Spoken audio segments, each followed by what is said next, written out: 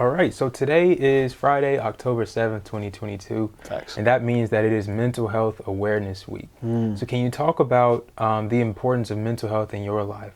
What are some things that you do to make sure that you're, paying attention to the mental side of things and not just the physical? It's a great question, Josh. I mean, this is new for me. I'll be real. Mental health is a thing that, I'll be honest, growing up, we didn't talk about a lot. If you talked about mental health growing up, like when I grew up, people was like, oh, he's crazy, or she's crazy or whatever. But now I understand a lot more the importance of it, like dealing with stress. As a business owner, I'm never off work. That's one of the things that I had to realize. That's one of the things that people around me, my wife in particular, my kids in particular, have to understand. And then what that does, that has impact on the relationship between myself and them. So that puts a level of stress, some good stress, some bad, that I have to address. There are working with tough clients. There are still things that life, throws at us, like everybody. And I've had to realize, I can't take it on all by myself all the time. One of the things my friends and I say is when we get into a situation where it might require us to go a little bit beyond what we think, a little bit more like that 110% versus just 100% is, hey, I'm built different. And what we mean by that is, hey, I'm built to last. I'm built to take it. I'm strong. I can do this. And we say it as a confidence builder, but sometimes it can become a false thing because you never actually acknowledge the impact things have on you.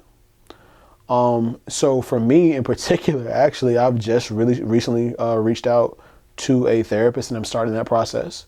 Not necessarily because I've had a terrible life or anything like that, but I want to make that known that you don't have to have a terrible life to go to therapy. Having somebody to talk to and unload some of the things that you may carry, some of the things that I know I carry, some of the anxieties, the stresses, the fears that I have, being able to talk to somebody and have them help me kind of work my way through it allows me to be a better version of me.